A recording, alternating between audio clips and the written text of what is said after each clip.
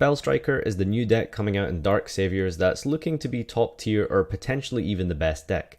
This is a very basic beginner's guide on the deck itself to make you familiar with how to do the basic plays and how to beat it even if you don't choose to pick the deck up at all. So before we begin, I just want to quickly refer you guys to YGOcity.com. If you guys need any cards, booster boxes, packs, sleeves, anything at all Yu-Gi-Oh related, then please check out YGOcity.com and make sure you use the promo code FarfaYGO for 5% off all of your orders. So if you know anything about Zoo last year, then this deck is going to be fairly familiar. It's very similar in its playstyle and kind of win condition.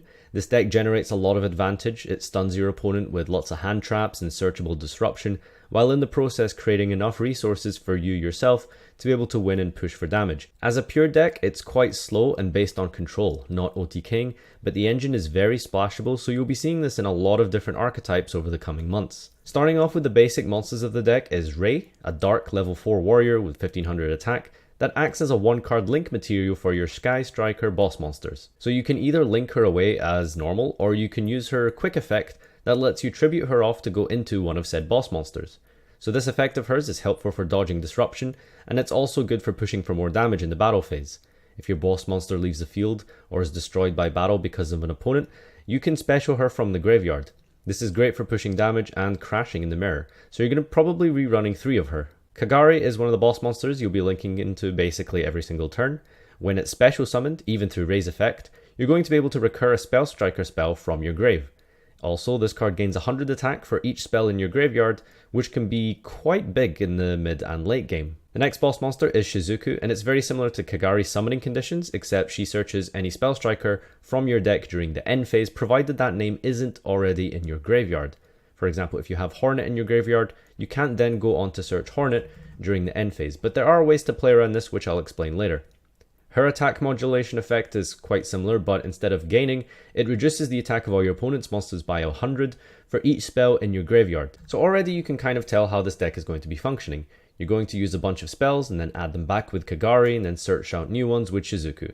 And that's kind of the deck's playstyle in a very, very basic nutshell. Now onto the deck spells, there's a ton of them. They are all extremely toolboxy and they're able to deal with lots of different situations, and they're very versatile and they're very easy to search out as well, which is why this deck is probably going to be very, very powerful. So you can search cards, pop monsters, back row, steal monsters, and so much more with this deck's spell lineup. One thing to remember is that this deck's spells gain extra effects based on whether or not you have 3 or more spells in your grave. It's very advantageous to have lots of spell cards in your grave to boost your monster's attack modulation, but also to gain the extra powerful effects from the spells, which I should mention now, none of them can be activated if you have a monster in your main monster zone. So primarily you're going to be ending your turn with basically just your boss monsters that I've mentioned before. For example, let's begin with Spell Striker Engage. This lets you search your deck for any Spell Striker card, monster or spell. Then you can also draw a card for a +1 if you have 3 or more spells in your graveyard, and this isn't even once per turn. This is probably going to be a non-negotiable 3 of in all of your Spell Striker themed decks. The next cards are Jamming Wave and Afterburner. So these cards are very similar and they do the opposite of one another in a certain way. So Afterburner lets you pop a face-up monster, and if you have 3 or more spells, it also pops a back row in the process. This is a very important card, as back row removal here does not target.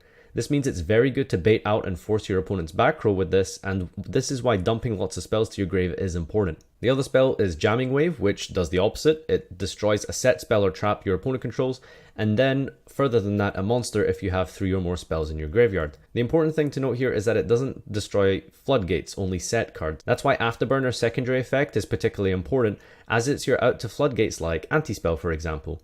A lot of people play 1-in-1 ratios, but some people opt to play more Afterburners. Some OCG lists even went all the way up to 3 copies. The next card is Hornet Bit. Hornet is basically an additional copy of Raye, as it lets you create fodder to let you go into either Kagari or Shizuku without drawing the monster.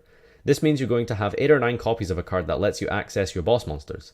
The secondary effect of Hornet is quite good in the slow mirror matches you're going to be playing, as it lets you push for a game with the extra token damage on the following turn. Remember, these tokens cannot be summoned in attack, so you have to plan ahead for whether you want to push or not the next turn. This is probably going to be run at least at 2 and probably honestly at 3. The next card is Widow Anchor. This is your main source of disruption during your opponent's turn. It's essentially an effect veiler, it's very simple. However, the secondary effect also lets you snatch steal an opponent's monster until the end of the turn. It's very versatile, so it means that this is good if you don't really care about the effect negation, but maybe you want to stop your opponent from having access to a monster that they were just about to synchro or link or exceed with. It also helps you push for OTKs as well.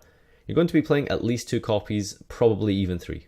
The next card is Shark Cannon, another form of searchable disruption for your opponent's turn. This lets you banish one monster from their grave, so it's basically a DD Crow. Depending on the matchup, that might be very relevant. But also, if you have 3 or more spells in your graveyard, you can actually Monster Reborn it instead to your side of the field. However, it can't attack that turn. This is again another important card for pushing for damage, but also really important in the mirror match to stop your opponent's Raye from floating. You should run between 1 and 2 copies of this. Eagle Booster is another card you can run. This makes any monster on the field unaffected by other card effects except itself. It also stops it from being destroyed by battle. So if you have 3 or more spells in your grave, that's when you get the protection effect. But it's okay if you're trying to go for some protect the castle style build, but this card is probably going to be run either at 0, maybe 1 copy at best. The next card is Base. This is the equip spell. This card is exceptionally good at clearing boards and generating advantage, as it lets your equipped monsters attack twice over other monsters, and you can also draw a card if you destroy something in battle while you have 3 or more spells in your graveyard. This card is very important for recycling your link monsters, as you're going to be chewing through them very quickly, as when it's sent to the graveyard, it can shuffle back 3 Spell Striker cards back to your deck. And the next card is the field spell, Airspace. This card lets you send 1 card you control to the graveyard and excavate 3 from the top of your deck. If there's a Spell Striker card among them, you can add it to your hand. So this is great for digging deeper into your deck by using excess advantage and multiples you don't really need. But the best interaction that you're going to be having with this card is to target Raye, to excavate, and then you can chain Raye's effect. Raye will then summon a Kagari or whatever, and the field spell will still resolve and it will excavate the top 3. So this means you won't have gone -1 to activate this effect. Also, if it's sent to the graveyard by a card effect, you can special Raye from your deck. This can combo well with Multirole as well, which I'll mention later. And for the field spell, you're probably going to be running at least 1, maybe even 2 copies of this. The final card is Multirole. So correct usage of Multirole is what will separate the bad spell strike players from the good ones. Once per turn, you can send another card you control to the grave. This stops your opponent from being able to respond to your brandish spells for the rest of the turn. So this is going to put your opponent in a real panic, as they know that they have to respond right now with their back row monsters, or else they will risk losing their board to Afterburners and jamming waves. The real complexity here comes from the recycling effect of Multirole. During the end phase, you can set Spell Striker spells from your grave with different names up to the number of Spell Striker spells you used this turn while it was face up on the field. So if you can kind of just think, it's basically Spellbook of Judgment from your graveyard. If you activate 3 Spell Striker spells after you put this face up, you get 3 back from your grave. So this is how you're going to be recycling your spells in this deck. Another cool interaction you can do is during the end phase, you can resolve this and set an Engage from your graveyard, and then activate Shizuku, who can now search Engage from the deck, as you no longer have a card with that name in your graveyard. So this will set you up for 2 engages in the following turn, essentially a +2. There has to be a degree of pacing and reading your opponent when you decide to fully commit to a roll. Generally people run 1 copy of this, so use it wisely. So this here is a very, very basic Sky Striker deck list, and I would highly recommend that you do not take this as set in stone at all. There's much to develop and learn about the deck going forward with the coming format and stuff. But this is just a very basic list that I've been testing with, and it's not something I've perfected in any shape or form. But use this as a very small template if you're interested in just giving this deck a chance and getting to grips with it, learning it. Even if you don't plan to play this deck, it's a good way to sort of learn how you're going to be coming up against it, and you can kind of identify how it is that you work against this deck.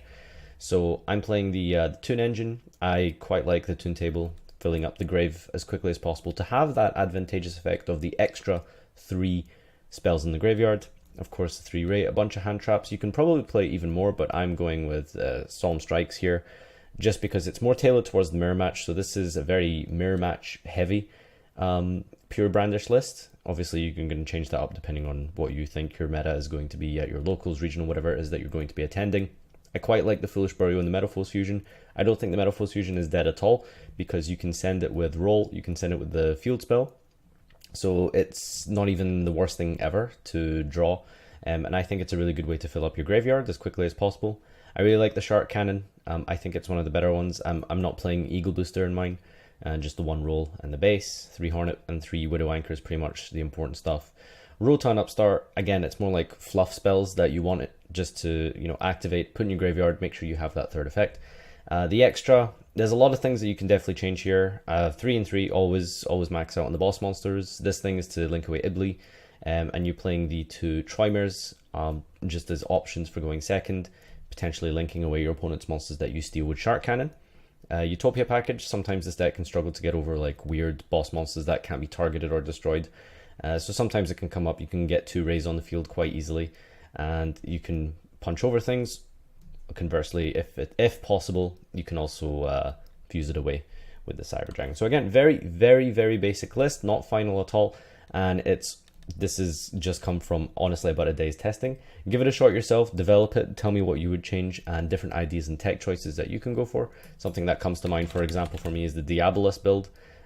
So basically, if you tribute off Raye, this triggers Diabolus' summoning condition, you can bring him down, and then obviously you need to clear him from the main monster zone, so you just use his effect to loop a card out your opponent's hand. So there's quite a decent amount of synergy there. But yeah, this is my deck profile, and I hope you enjoyed the tutorial and got a basic understanding of how the deck functions and how it works.